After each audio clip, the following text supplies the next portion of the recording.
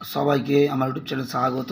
আজকে আলোচনা করব তোমরা যারা ক্যালকাটা ইউনিভার্সিটির আন্ডারে সেমিস্টার 4 কিংবা সেমিস্টার 5-এ পড়ছো এবং তোমাদের ইতিহাস রয়েছে, যারা সেমিস্টার 4-এ ইতিহাস অনার্সে পড়ছো, তোমাদের ডিএসসিসি 6 যে পেপারটা রয়েছে সেটা হলো হিস্ট্রি অফ ইউরোপ 1453 থেকে 1650।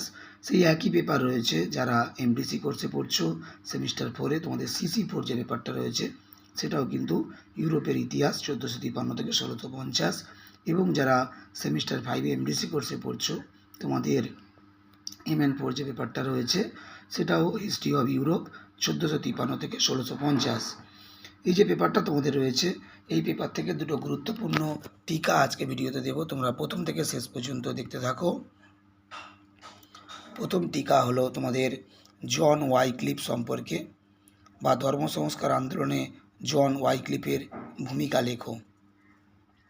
তোমাদের হিস্ট্রি অফ ইউরোপ থেকে ইতিমধ্যে আমি কিন্তু অনেক প্রশ্নের উত্তর আপলোড করে দিয়েছি, যেমন ইতালিতে প্রথম নবজাগরণের কারণ কি, ওয়েস্টফেলিয়া শান্তি চুক্তি কিভাবে ইউরোপে নতুন রাষ্ট্র ব্যবস্থার জন্ম দেয়, কিংবা কিভাবে জাতীয় সার্বভৌমত্বের নীতিকে প্রতিষ্ঠিত করেছিল। আচ্ছা, এছাড়া তোমাদের দিয়েছি ভৌগোলিক আবিষ্কারের অনুপ্রেরণা বা কারণগুলো লেখো এবং ফলাফল লেখো। টিকা লেখো হিউগেনট। আচ্ছা, এছাড়া দিয়েছি ইংল্যান্ডের ধর্ম সংস্কার আন্দোলন কি রাষ্ট্রীয় পদক্ষেপ ছিল, আলোচনা করো।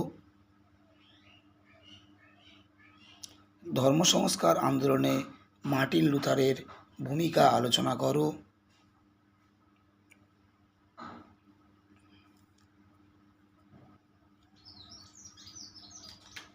এনক্লোজার আন্দোলন সম্পর্কে যা জানো লেখো, মান 10 দিয়েছি, তোমাদের দেখবে।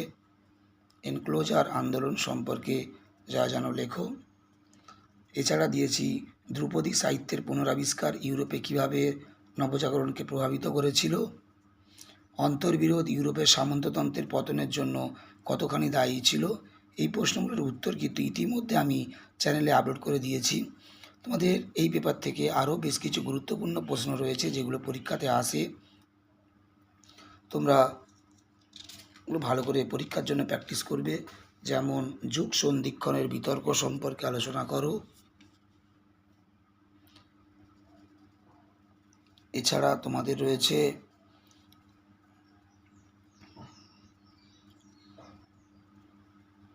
মূল্য বিপ্লব কারণ এবং ফলাফল আলোচনা করো। নতুন বিশ্বে স্পেনীয় সাম্রাজ্য কিভাবে একটি বিশাল স্থায়ী খনি অঞ্চল ভিত্তিক জনসমাজে পরিণত হয়েছিল, আলোচনা করো। ইউরোপের বাণিজ্যিক কার্যকলাপ ভূমধ্যসাগর থেকে আটলান্টিক মহাসাগরে কিভাবে স্থানান্তরিত হয়েছিল।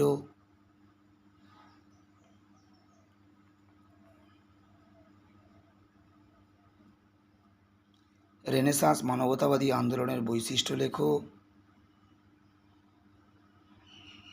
রাজনৈতিক বা রাষ্ট্রচিন্তাবিদ হিসাবে মেকিয়াভেলির অবদান আলোচনা করো। তোমাদের এইগুলো তোমাদের বড় প্রশ্নের জন্য ইম্পর্টেন্ট, খুবই পরীক্ষায় এই প্রশ্নগুলোই কিন্তু আসে।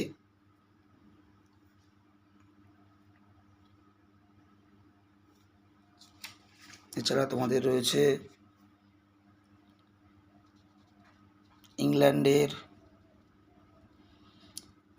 ইউরোপের প্রোটেস্ট্যান্ট ধর্ম সংস্কার আন্দোলনের কারণ। এই প্রশ্নগুলোই তোমাদের বেশি পরীক্ষাতে আসে, এবং যারা এবছর 2026 শিক্ষাবর্ষে পরীক্ষা দিতে চলেছো, তোমরা এই প্রশ্নগুলো ভালো করে প্র্যাকটিস করো। এবং তার পাশাপাশি তোমরা যারা এমডিসি কোর্সে পড়ছো, তোমাদের জন্য মেকিয়াভেলি, জন কেলভিন, হিউগেনট, ব্ল্যাক ডেথ, ফিলিপো ভ্যাসালে, যেগুলো টিকা খুবই ইম্পর্টেন্ট।